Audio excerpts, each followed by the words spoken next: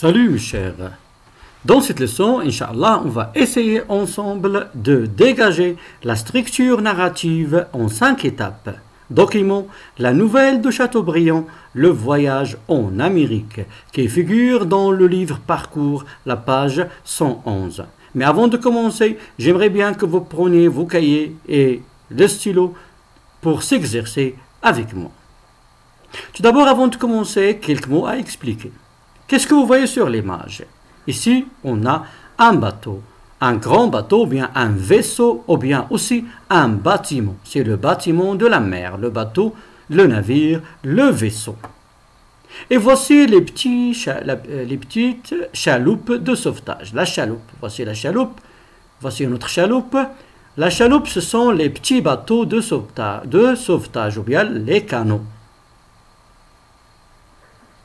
Alors, commençons par le premier paragraphe. La chaleur de juillet nous accablait.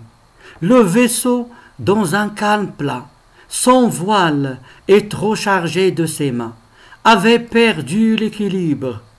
Brûlé sur le pont et fatigué de mouvement, je voulus me baigner, et même si nous n'avions pas de chaloupe d'or, je me jetai à l'eau. Tout alla d'abord à merveille, et plusieurs passagers m'imitèrent. Je nageai sans regarder le vaisseau, mais quand je vins à tourner la tête, je m'aperçus que le courant l'avait entraîné bien loin. Les matelots alarmés, avaient filé une corde robuste aux autres nageurs. Aussitôt, des requins se montraient dans les eaux du navire et on leur tirait du bord des coups de fusil pour les écarter. Les vagues étaient si grosses qu'elles retardaient mon retour et épuisaient mes forces. J'avais un vide énorme au-dessous de moi et les requins pouvaient à tout moment m'emporter un bras ou une jambe. Sur le bâtiment, le maître d'équipage cherchait à descendre un canot dans la mer, mais il fallait établir un appareil de levage, et cela prenait un temps considérable. Par le plus grand bonheur, une brise presque insensible se leva. Le vaisseau, gouvernant un peu, s'approcha de moi. Je pus m'emparer de la corde, mais les passagers qui m'avaient imité s'étaient accrochés à cette corde. Ils pesaient sur moi de tout leur poids. On nous repêcha ainsi un à un. Ce que fut long, les mouvements du vague continuaient. À chacun d'eux, nous plongions d'1 mètre dans l'eau, où nous étions suspendus en l'air à la même distance comme des poissons au bout d'une ligne. On me hissa sur le pont à demi mort. D'après Chateaubriand, le voyage en Amérique. Alors, maintenant, quelles sont les étapes qu'on a suivies dans ce récit? Commençons par le début. La chaleur de juillet nous accablait. Le vaisseau dans un calme plat. Sans voile, ça veut dire il n'y a pas le voile. Voilà le voile de bateau. Notre vaisseau, il n'a pas de voile. Il est trop chargé de ses mâts. Voici les mâts d'un bateau. Avait perdu l'équilibre. Brûlé sur le pont. Et fatigué du mouvement. Je voulus me baigner. Le narrateur, il voulait se baigner. Et même si nous n'avions pas de chaloupe dehors, je me jetai à l'eau. Est-ce qu'il y a un problème ici dans le premier paragraphe? Alors ici, dans le premier paragraphe, il n'y a aucun problème. La chaleur, en juillet toujours, il y a la chaleur. Ici, c'est la situation initiale. Quel est le mot qui nous a montré la situation initiale? Il y a ici un mot qui nous a indiqué la situation initiale. Alors j'espère que vous allez le relever. Et après, on va voir la correction à la fin. Alors vous allez relever le mot dans le premier paragraphe qui indique une situation stable. Deuxième paragraphe. Tout alla d'abord à merveille, et plusieurs passagers m'imitèrent. Je nageai sans regarder le vaisseau. Mais quand je vins à tourner la tête, je m'aperçus que le courant l'avait entraîné bien loin. Les matelots, alarmés, avaient filé une corde robuste aux autres nageurs. Aussitôt, des requins se montraient dans l'eau du navire, et on leur tirait du bord du coup de fusil pour les écarter. Les vagues étaient si grosses qu'elles retardaient mon retour et épuisaient mes forces. J'avais un vide énorme au-dessous de moi, et les requins pouvaient à tout moment m'emporter un bras ou une jambe. Sur le bâtiment, le maître d'équipage cherchait à descendre un canot dans la mer, mais il fallait établir un appareil de levage et cela prenait un temps considérable. Alors, maintenant, relevez-moi aussi un autre mot qui indique la situation stable. Ça veut dire qu'il n'y a aucun problème. Un mot ou bien une expression. Et aussi, vous allez relever aussi les personnages.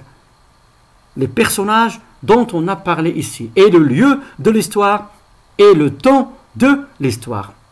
Alors dans ce texte, dans ce paragraphe, quel est le mot qui a annoncé le changement dans le récit ou bien l'élément modificateur? Regardez bien.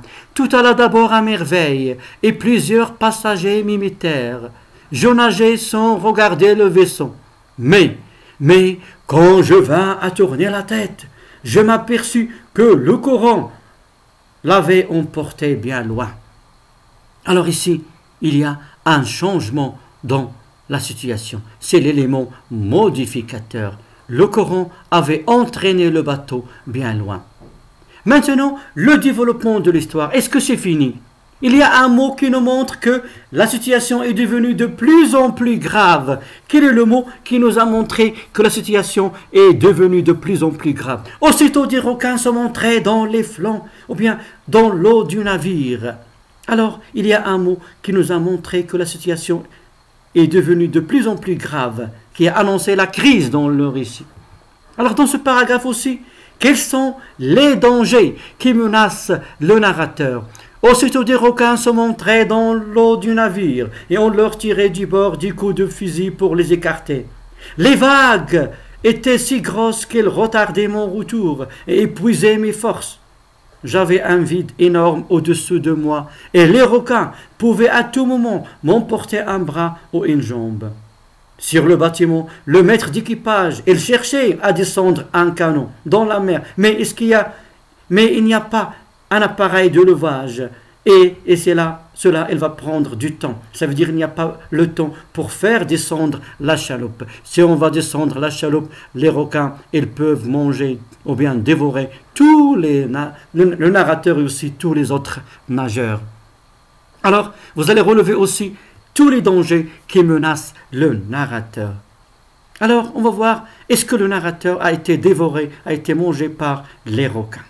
On va voir dans le paragraphe suivant. Par le plus grand bonheur, observez bien, par le plus grand bonheur, qu'est-ce qu'il a annoncé cette expression? Par le plus grand bonheur.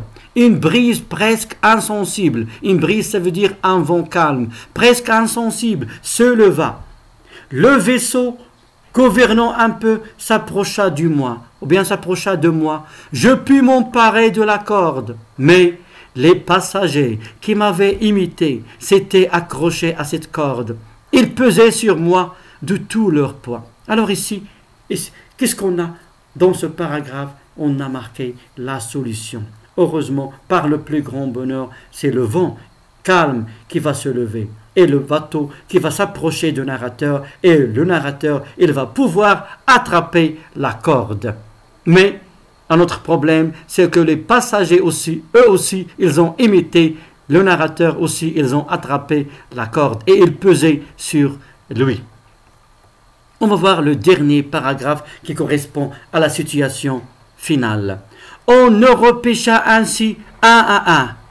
Ce qui fut long, ça veut dire très lent, on ne repêcha un à un. Les mouvements du vague, ça veut dire les mouvements du vague continuent. Imaginez que les mouvements du vague continuent et on est suspendu.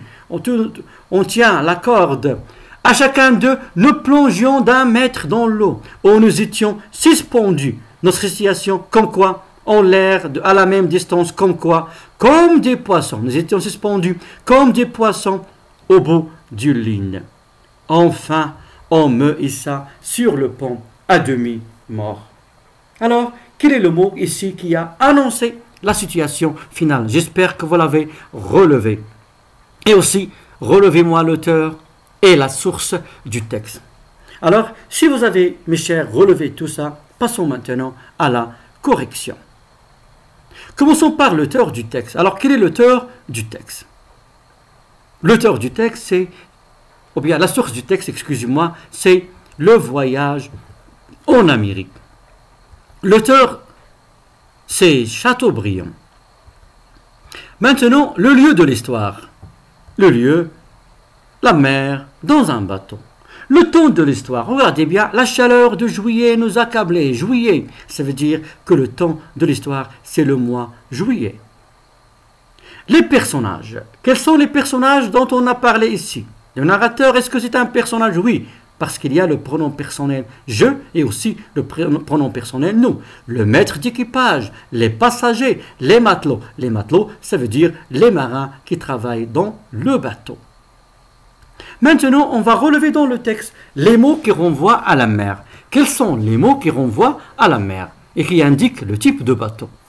On a vu ici dans le texte le bateau, vaisseau, bâtiment, chaloupe et aussi canot. Et on a dit que la chaloupe et le canot sont des petits bateaux de sauvetage. Maintenant, les mots qui renvoient au personnage. On a je et nous. Ils renvoient à qui? Au narrateur. Et on a aussi les matelots, les marins, les passagers avec S et le maître d'équipage, les nains. Maintenant, quels sont les mots qui renvoient à l'eau ou bien à la mer? Ici, on a le courant, les vagues, la mer, nager, on va nager dans l'eau, les poissons, on les trouve dans l'eau à la mer, les requins aussi. Maintenant, quelle est la raison qui pousse le narrateur à se jeter à l'eau? Ou bien, pourquoi le narrateur se jeta à l'eau? Alors, on peut exprimer soit le but, soit aussi la cause. Le narrateur se jeta à l'eau parce qu'il faisait chaud. Ou bien, on peut dire aussi que le narrateur se jeta à l'eau pour se baigner. Ou bien, la raison qui pousse le narrateur à se jeter à l'eau, c'est la chaleur. Parce qu'il fait chaud, c'est la chaleur. Alors, dans la première phrase, on a exprimé la cause. Et dans la deuxième phrase, on a exprimé le but. Maintenant, quels sont les mots ou les expressions dans le texte qui expriment une situation stable? Alors, les mots ici, on a déjà relevé. Il y a calme, il y a tout alla d'abord à merveille. Calme, tout alla d'abord à merveille. Le mot qui a annoncé un changement dans l'histoire, dans le récit, un changement. On a vu tout alla d'abord à merveille, mais quand je vins à tourner la tête, je m'aperçus que le courant l'avait entraîné bien loin. Je m'aperçus. Ici, on a utilisé mais, la conjonction de coordination mais. Maintenant, quels sont les trois dangers qui entourent le narrateur? Alors, on a vu que le premier danger, tout d'abord, c'est le courant qui a entraîné le bateau bien loin. Le bateau, maintenant, est loin du narrateur. Deuxième danger, on a vu les requins. Et aussi, les vagues qui étaient si grosses et ils retardaient son retour. On peut ajouter aussi un autre danger, c'est qu'il n'y a pas le temps pour faire descendre une chaloupe. Ou bien parce qu'il n'y a pas un appareil de levage. Maintenant, le mot qui a annoncé la crise, ça veut dire que les choses vont devenir de plus en plus graves. Déjà, on a vu, aussitôt des requins se montraient. Aussitôt des requins se montraient. Alors, on a le mot aussitôt. Et le mot qui a annoncé la solution. Par le plus grand bonheur, une brise presque insensible se leva. Ici, on a le mot par, ou bien l'expression par le plus grand bonheur. Ça veut dire heureusement. Et les actions qui ont facilité la solution. On a la première action, c'est une brise qui va se lever. Deuxième action, c'est le bateau qui va s'approcher du narrateur. Et la troisième action, le narrateur qui va pouvoir attraper ou bien s'emparer de la corde. Et la phrase qui a indiqué la situation finale, c'est « Enfin, enfin, on me hissa sur le pont à demi mort ». Maintenant, quels sont les temps verbaux qu'on a utilisés dans ce texte? La chaleur de juillet nous accablait, je me jetais. Alors, quels sont les temps verbaux qu'on a utilisés? Comme vous remarquez, on a utilisé l'imparfait et le passé simple. Et pourquoi? Parce qu'ils sont les temps du récit.